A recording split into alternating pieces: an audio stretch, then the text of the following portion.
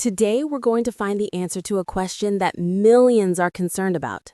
Should people with diabetes really avoid watermelon? And more importantly, how can you still enjoy delicious foods without worrying about your health? Let's explore simple, practical, and scientifically backed information for your daily life. Are you ready? If you're confused about managing your diet with diabetes, please leave a comment now and share your story. So, is watermelon truly an enemy to people with diabetes? To answer this, we need to be clear on one thing. Not all fruits are the same, and how you eat them has a big impact on your health. Watermelon, with its sweet and refreshing taste and high water content, is a favorite fruit, especially on a hot day. But is that sweetness a risk to your blood sugar levels? Let's analyze it step by step in a simple scientific way. First, what's in watermelon? A 100-gram serving of watermelon provides about 30 calories, 8 grams of carbohydrates, mostly natural sugars, and only a small amount of fiber, about 0.4 grams. It also contains vitamins A, C, and the antioxidant lycopene, which are good for the body. But here's the key point. Because of its low fiber content, watermelon has a high glycemic index, GI, of about 72. This means it can cause blood sugar levels to rise faster than fruits with high fiber, like pears or apples. But don't panic, this doesn't mean you have to cut watermelon from your diet entirely. So why can watermelon still be part of a diabetic's diet? The answer lies in portion control and food pairing. If you eat it in a proper amount, around 150 to 200 grams per day, and pair it with foods high in fiber or protein, you can enjoy this fruit without worrying about a blood sugar spike. For example, try eating watermelon with plain yogurt or a handful of walnuts. This will help slow down the sugar absorption, keeping your blood sugar levels more stable. Another key point is that you should avoid watermelon juice. Why? Because a single glass of juice often requires 300 or 400 grams of watermelon, which means 2 to 3 times more sugar than eating it directly. What's more, the juicing process removes most of the fiber, making it easy for blood sugar to spike. So instead of drinking the juice, cut the watermelon into small pieces and eat it directly. This not only helps control your portion size, but also makes you feel full longer. But how do you know if watermelon is truly right for you? Every person with diabetes has different health conditions, so it's important to test your blood sugar after eating. Try eating 150 grams of watermelon and then measure your blood sugar 1 to 2 hours later. If your sugar level is still within a safe range, which is typically below 140 milligrams per deciliter, it's a sign that you can continue to eat watermelon in a reasonable amount. Have you ever checked your blood sugar after eating fruit? Please share your results in the comments. I'd love to hear your story. Finally, remember that diet control is only one part of the equation. To manage diabetes, you need to combine a healthy diet, regular exercise, and follow your doctor's advice. Watermelon isn't an enemy, but it's not a food you can eat without limits. You have to be smart about how you choose and use it. What do you think about trying the tip of pairing watermelon with high-fiber foods? Give it a try today and let me know the results. Now you know that watermelon isn't an enemy if used correctly. But how can you incorporate it safely into your daily diet? And more importantly, how can you create a meal plan that's both delicious and helps control blood sugar? Don't worry, we'll explore clear steps to ensure you can enjoy the foods you love without health concerns. First, you need to understand that a diabetic diet isn't about strict avoidance. It's about balance. You need to focus on 3 key factors: controlling carbohydrate intake, increasing fiber, and monitoring the timing of your meals. Watermelon, as we discussed, is high in carbs but low in fiber.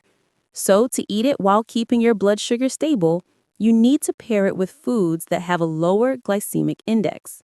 For example, you can eat 150 grams of watermelon with a slice of whole wheat toast or some boiled tofu. These foods are high in fiber and protein, which helps slow down sugar absorption and keeps you feeling full longer.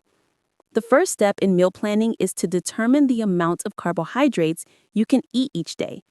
According to dietitians, people with diabetes should aim for 45 to 60 grams of carbs per main meal. depending on their health and activity level. With 200 grams of watermelon, you're getting about 16 grams of carbs, which is about a third of the carbs in a meal. So, if you want to have watermelon for breakfast, make sure other foods in that meal are low in carbs, like leafy greens, boiled eggs, or baked salmon. Have you ever tried calculating the carbs in your meals? Try jotting down one day's menu and sharing it with me in the comments. Next, pay attention to the timing of your fruit intake. The ideal time to eat watermelon is in the late morning or afternoon, about 2 to 3 hours away from a main meal. This gives your body enough time to manage the sugar from the fruit before you add energy from the next meal. A small tip is to eat watermelon after some light physical activity, like a 15-minute walk. Movement helps your body use glucose more effectively, reducing the risk of a blood sugar spike. Do you have any habits that help you control blood sugar after eating fruit? Please share your tips so everyone can learn. Finally, don't forget the role of tracking and adjusting. Use a blood glucose meter to check your levels before and after eating watermelon or other fruits. Keeping a food log, including the type of fruit, the amount you ate, and your blood sugar levels, will help you understand which foods are best for your body. If you find your blood sugar is too high after eating watermelon, try reducing the portion to 100 grams or pairing it with more protein-rich foods. Have you ever tried keeping a food log? If not, try starting today and see the difference. Smart meal planning not only helps control diabetes, but also brings joy to your eating. You don't have to give up delicious foods like watermelon. You just need to know how to use them correctly. Try these tips this week and tell me how you feel. In the next part, we'll explore how simple exercises that can be combined with diet control to better manage blood sugar. Is there anything else you'd like me to focus on? Please leave a comment and let me know. We're going to explore how simple exercises can effectively help control blood sugar while also bringing joy and energy into your life. Are you ready to take this step? Exercise doesn't have to be a heavy workout at the gym or running a marathon. For people with diabetes, light movement like walking, yoga, or even dancing to music can make a big difference. When you move, your body uses glucose for energy, which helps lower blood sugar naturally. For example, a brisk 20-minute walk after a meal can significantly reduce blood sugar, especially if you just ate 150 grams of watermelon. This is like flipping a switch that helps your body manage sugar better. So, how do you get started? First, choose an activity you enjoy. If you like the outdoors, try a walk around a nearby park in the morning. If you prefer to stay home, try simple yoga poses like cat or tree to improve circulation. Each day, dedicate at least 30 minutes to movement, splitting it into 2 to 3 sessions if you get tired. The key is consistency. You can start with a 10-minute walk after meals and gradually increase the time. What activities do you enjoy that keep you active? Please share in the comments so I and everyone can learn. Next, integrate exercise with the diet control we discussed. After eating watermelon or other fruits, spend 10 to 15 minutes doing light movement like walking around the house or doing some stretches. This helps your body use the sugar from the fruit faster, reducing the risk of a blood sugar spike. For example, if you eat 150 grams of watermelon in the late morning, try dancing to a few songs or doing some simple bodyweight exercises. The results will surprise you. Try measuring your blood sugar after exercising to see the difference. Have you ever tried moving after eating fruit? Try it today and tell me how you feel. Another important tip is to listen to your body. If you feel tired or dizzy while exercising, stop and rest. Diabetes can make your body more sensitive, so don't push yourself too hard. Instead of doing too much, gradually increase the intensity and duration of your workouts. If you're just starting, set small goals, like walking 3 days a week, then increase to 5. To boost motivation, you can invite a friend to exercise with you or join a local community fitness group. You've probably seen outdoor exercise classes in your community. Have you ever tried joining one? Finally, remember that managing diabetes is a journey, not a destination.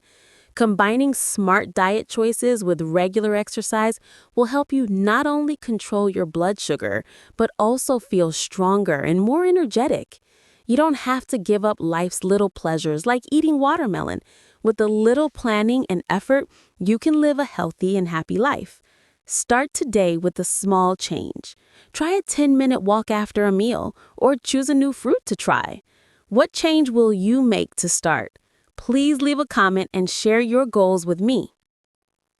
We've explored everything from how to eat watermelon safely, to meal planning, to the role of exercise in managing diabetes. This knowledge will not only help you manage your health, but also bring joy to your daily life. If you found this video useful, please hit like, share it with family and friends, and don't forget to subscribe to the channel for more health tips. Please leave a comment and tell me what you've learned or what tips you're using from this video. Together, we'll build a healthier life, one step at a time. See you in the next video.